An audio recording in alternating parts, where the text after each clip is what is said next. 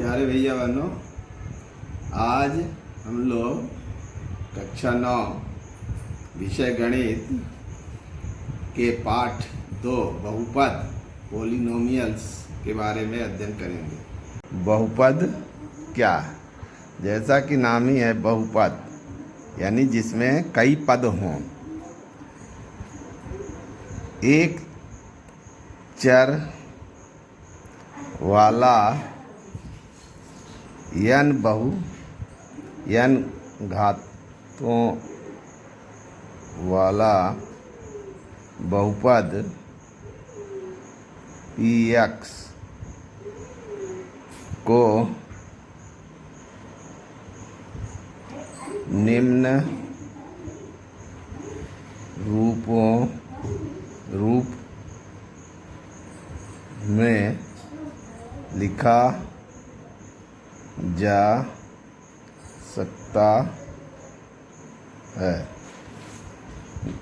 जैसे px is equal to ax power n plus an-1 x power n-1 plus an-2 x power n-2 plus so on. अगर इसी तरह से हम लोग चलते जाएं तो आएगा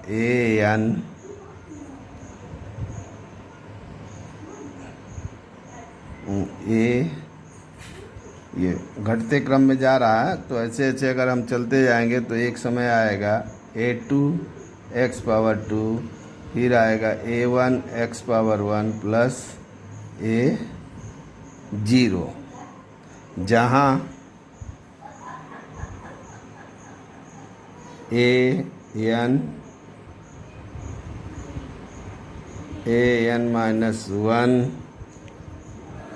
a0 आदि अचर राशि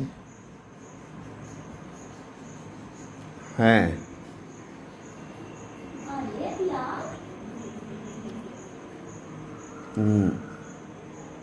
तथा xn-1 so on ax power 0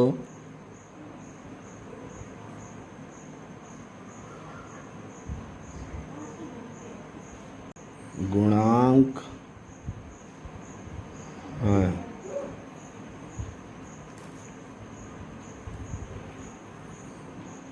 प्रकार के होते हैं बहुपद के प्रकार।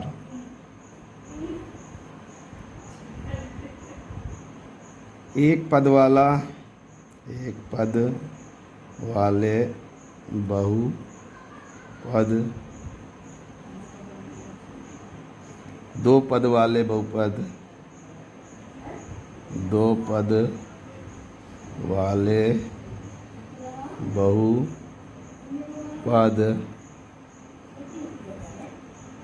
तीन पद वाले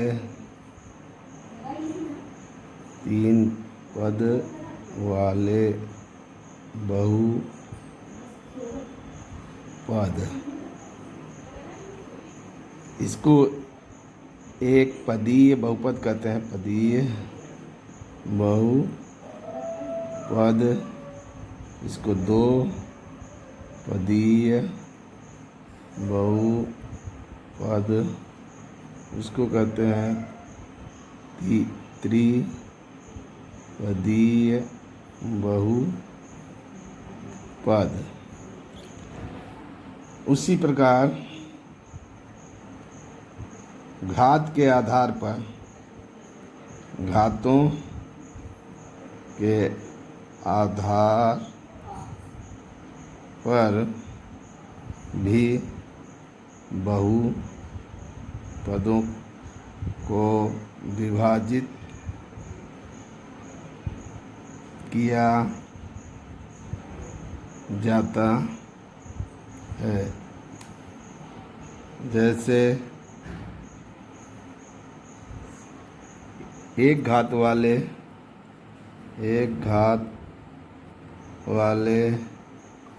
बहुपद को एक घातीय बहुपद या रैखिक बहुपद कहते हैं। दो घात वाले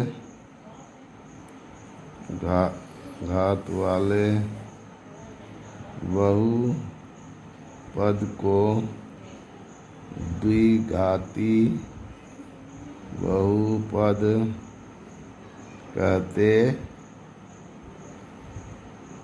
तीन घात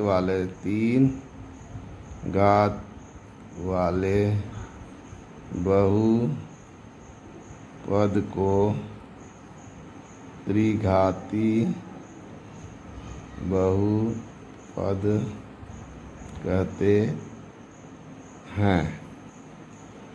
कोई वास्तविक संख्या ए बहुपद px का शून्यांक कहलाती है यदि p a बराबर 0 है।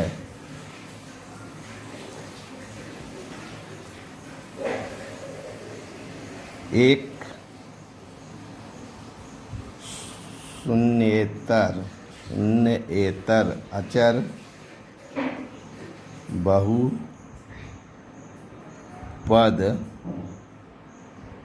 का एक अद्वितीय शून्यक होता है।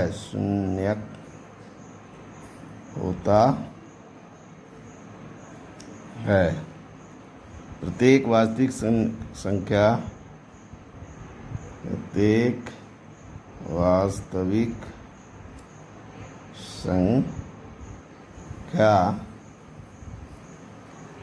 शून्य बहुपद का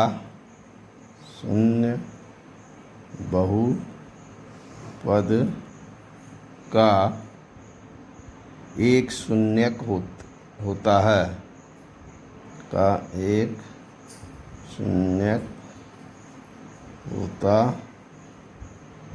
है ये 4x² - 3x + 7 है। अब यदि इसको हम देखें तो इसमें 1 2 3 कितने पद हैं? 3 पद हैं। तो पद के आधार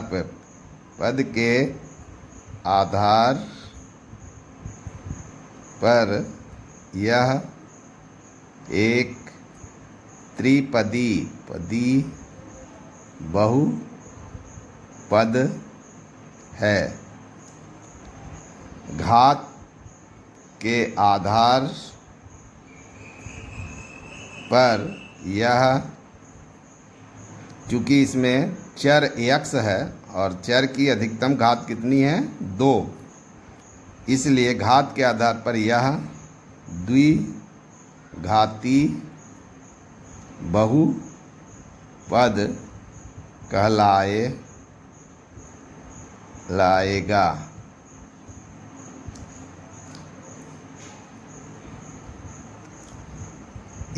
इसी प्रकार एक दूसरा उदाहरण अगर हम लें,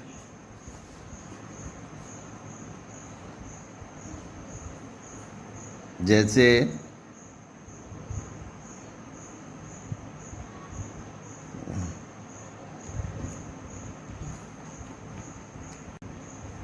5t माइनस √7, इसमें दो पद हैं। पदों की संख्या 2 है,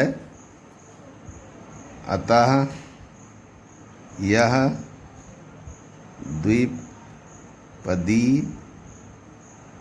एवं, यहाँ चर t है और t की घात अधिकतम 1 है, एवं चर t की घात 1 है, अतः यह एक रैखिक बहुपद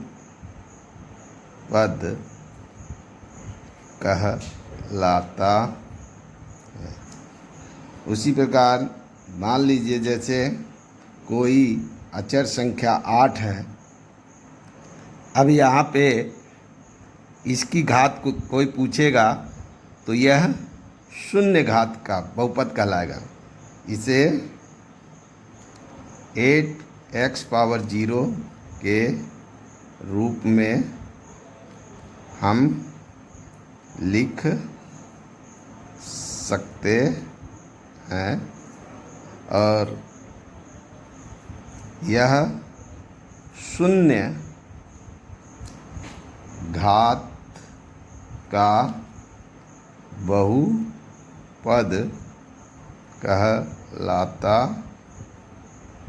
है। इस प्रकार कोई भी अचर संख्या स्वयं में एक बहुपद होती है जिसकी घात शून्य मानी जाती है। तो आज हम लोग बहुपद और उसके प्रकार का अध्ययन किए। आप सभी लोग अपने पाठ्यपुस्तक से इसका अभ्यास करेंगे और पाठ्यपुस्तक में दिए गए प्रश्नावली के प्रश्नों को हल करने का प्रयास करेंगे। ठीक, आज का हम लोग इतना ही अध्ययन करेंगे, शेष अगले दिन।